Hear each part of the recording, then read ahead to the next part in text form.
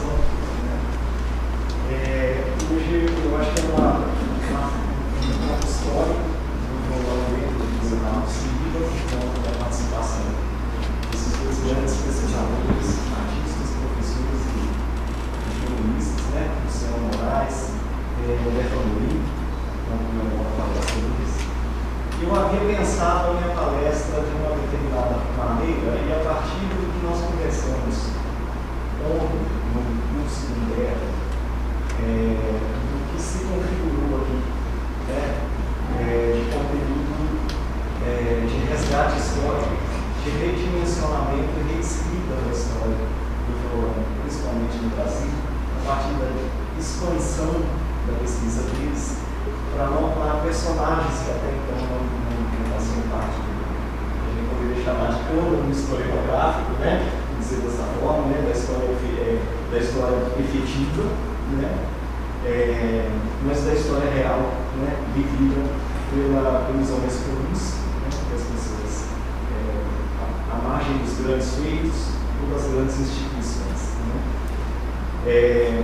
Então, pela expansão do conteúdo historiográfico, né? do resgate de histórias, sonoridades, personagens, instrumentos, né? Que dão uma nova dimensão para a história do estudo do violão, acho que no Brasil.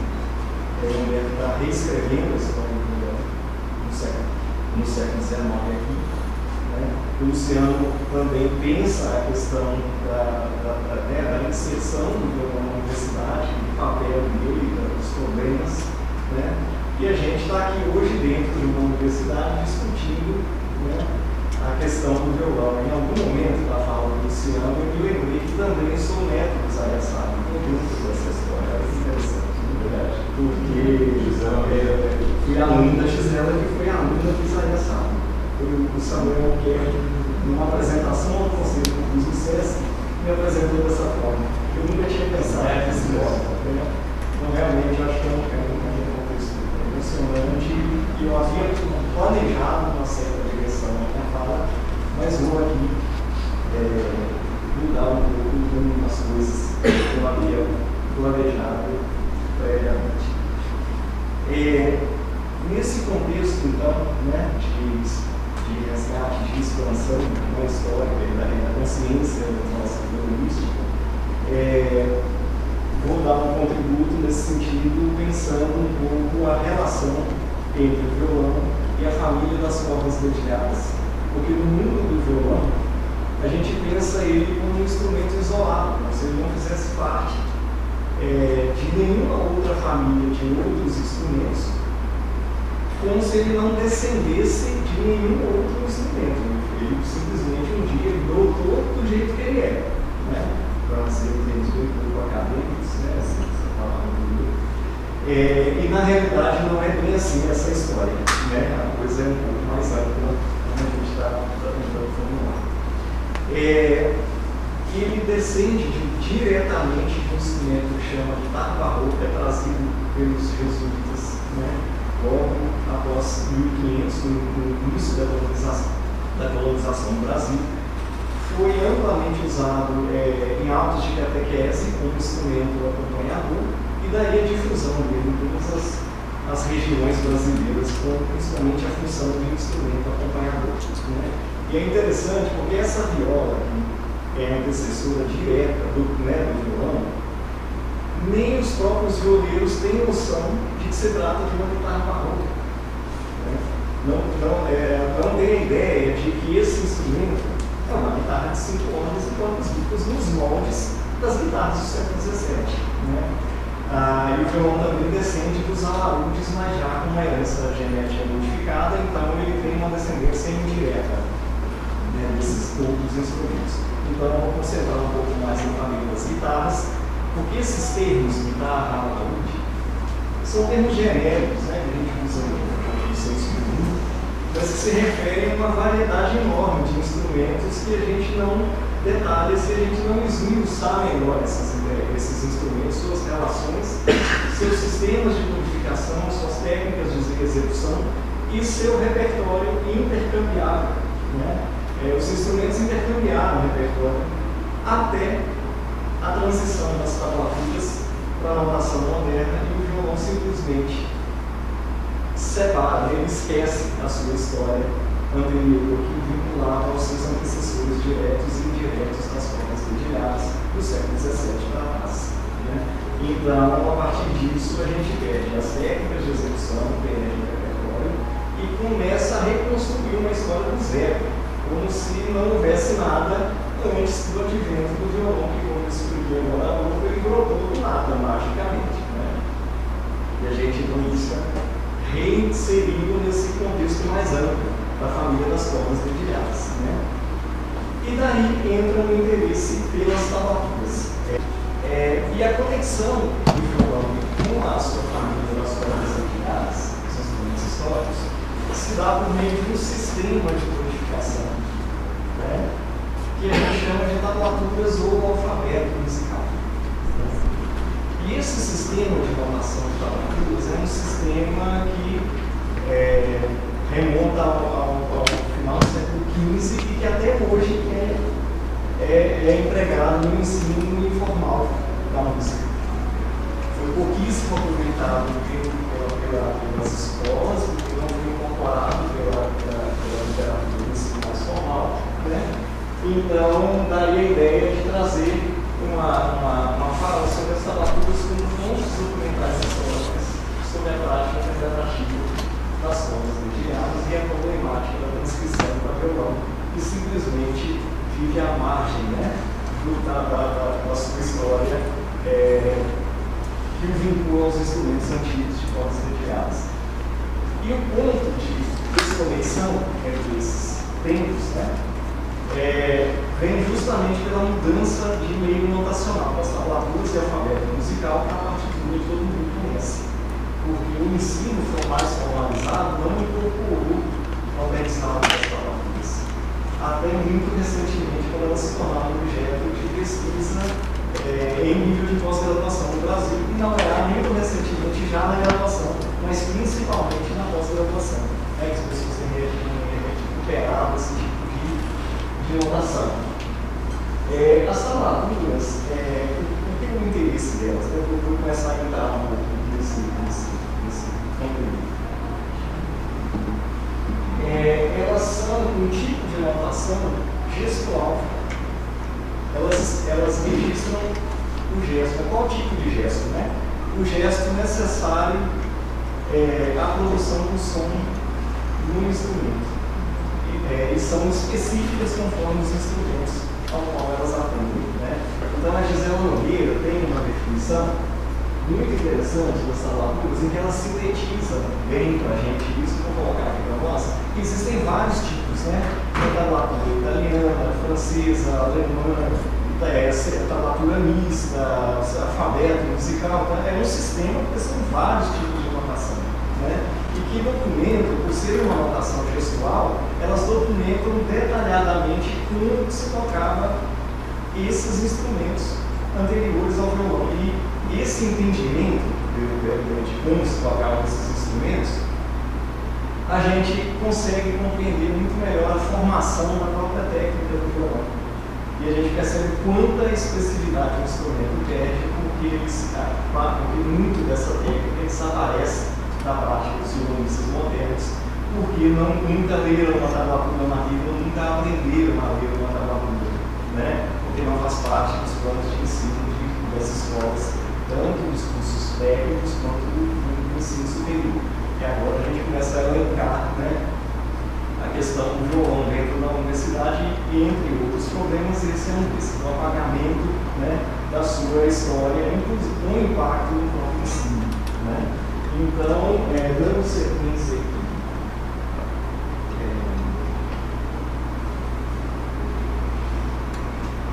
depois eu coloco aqui em cima, a Gisela fala para nós, ela começa tratando da questão da interpretação da música antiga, né? Aí que está o problema da desconexão entre as tablaturas e os instrumentos históricos. Né? Ela depende, primeiramente, do seu registro escrito, para começar por ele. A partir dele, tentamos decodificar a forma e estrutura musical, articulações e inflexões dos sons. nem sempre é possível, dado que inúmeras informações não foram processadas. Ainda assim, é tudo isso, essa do municipal específico. E outras informações podem ser agregadas, deduzidas a partir de práticas análogas e contemporâneas, como, por exemplo, a música vocal escrita que contribui para a decodificação da música instrumental. Ainda mais importante é o conhecimento dos padrões e sistemas culturais que levaram à elaboração, registro e execução desse repertório. Né? Então, a partir dessa ideia de que a interpretação da música antiga começa no texto musical escrito, começa a dar força para a importância das tablaturas como fontes documentais de práticas interpretativas. Né? Então, a gente vai falar sobre tablaturas alfabéticas e tal, mais ou menos dos séculos XVI e XVII, mas elas começam a ser utilizadas antes e perduram um pouco mais de tempo após o século, até a primeira metade do século XIX. E aí, então, a Estela traz uma definição que sintetiza todos os tipos de tablatura. Eu coloquei aqui para a gente a citação direta dela por conta disso.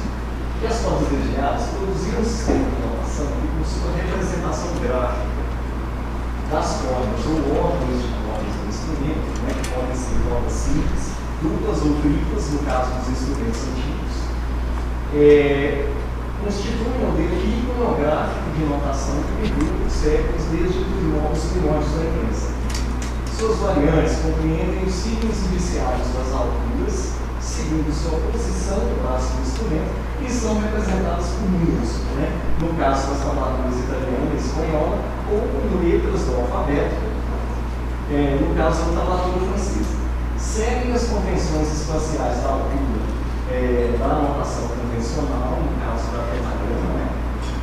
Agudo na parte superior, as tablaturas francesa e espanhola. Já a tablatura italiana, que é de maior classificação iconográfica, reproduz as alturas conforme a representação visual do braço do instrumento, grave em cima e agudo nas linhas de baixo. Agora eu vou mostrar uns exemplos para nós aqui de algumas tablaturas para a gente, né? Dá para ver? Dá para alguém apagar um pouquinho da frente? Acho que melhora para a gente ver. Obrigado.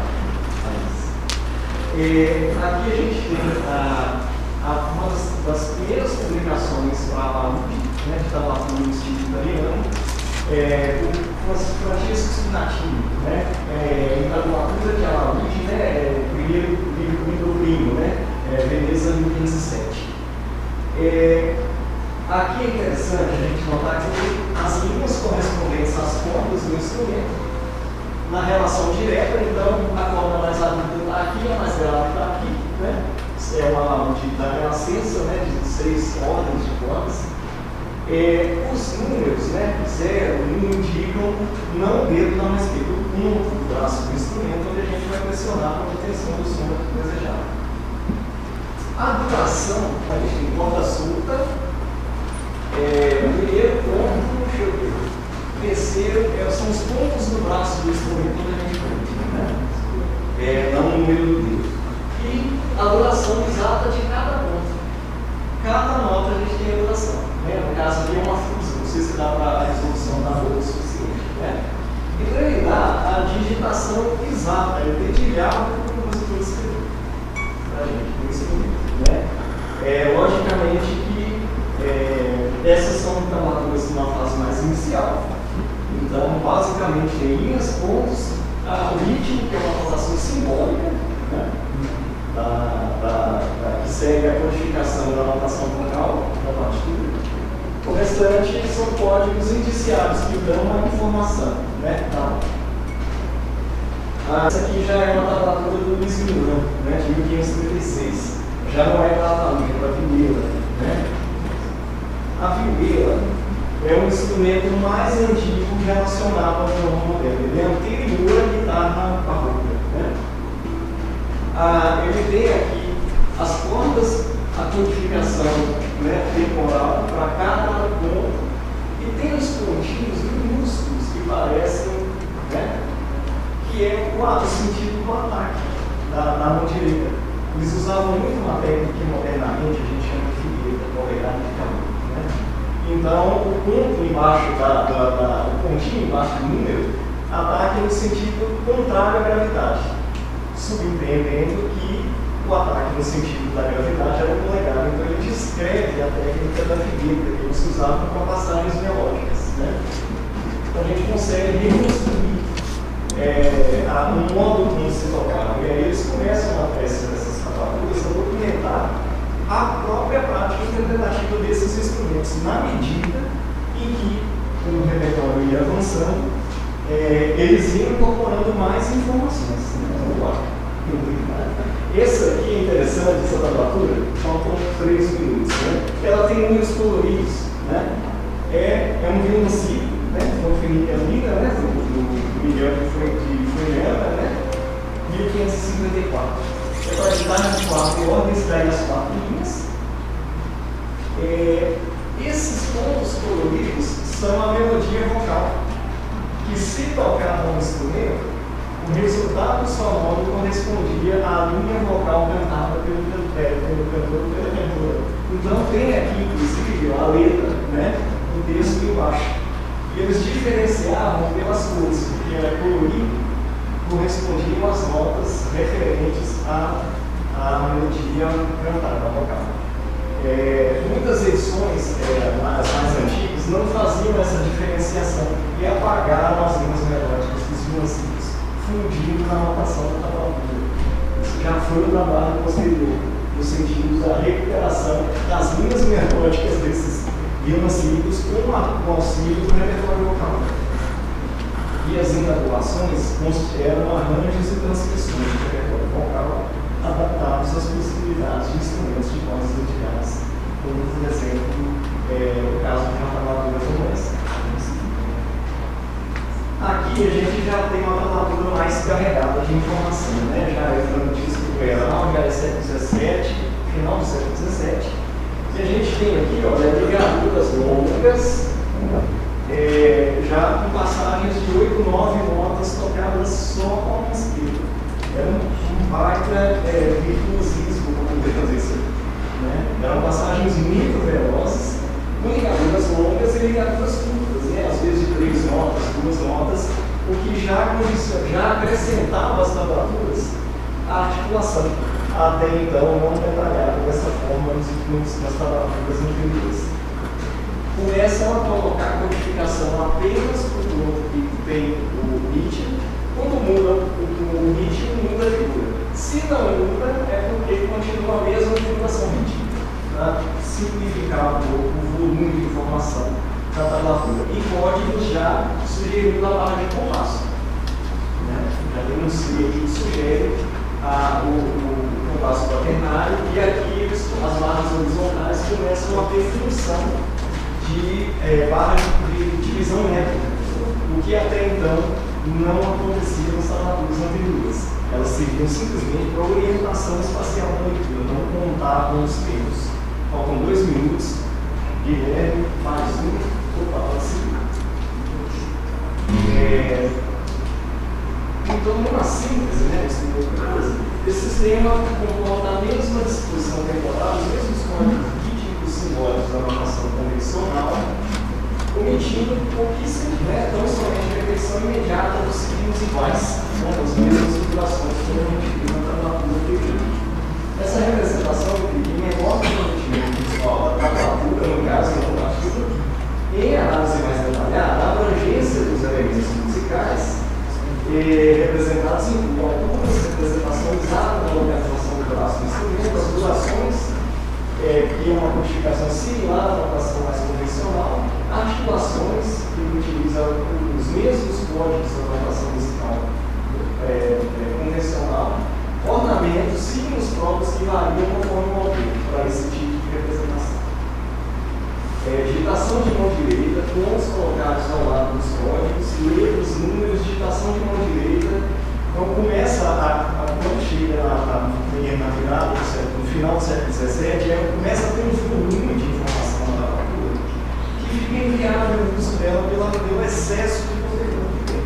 Nesse momento começa a haver a transição da tablatura do sistema moderno de partituras. Deixa eu só ver se eu tenho uma tablatura mais detalhada, que já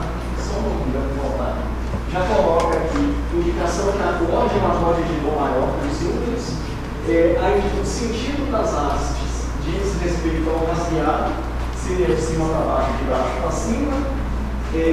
Se a haste é maior ou é menor, quer dizer, pelo tamanho do dedo da mão direita, a haste maior, dedo médio do rasgueado, a haste menor, dedo do indicador. Para cima, movimentos baixo e cima para baixo, movimento. Com isso, olhando cada um desses códigos, a gente reconstrói as próprias técnicas de rasgueado usadas na época, que hoje são muito empregadas por violonistas flamencos. Então, a tradição do violão flamenco é possivelmente descende da prática das tablaturas das guitarras de nome de detalhe para comprovar esse argumento é que ambas as práticas são tradições orais escritas, né? São registros escritos na oralidade, né? E ambas são fora do ensino formalizado. Então eu vou parar por aqui, porque não dá mais tempo. Obrigado, eu acho que quem quiser perguntar alguma coisa, a gente fala isso aqui.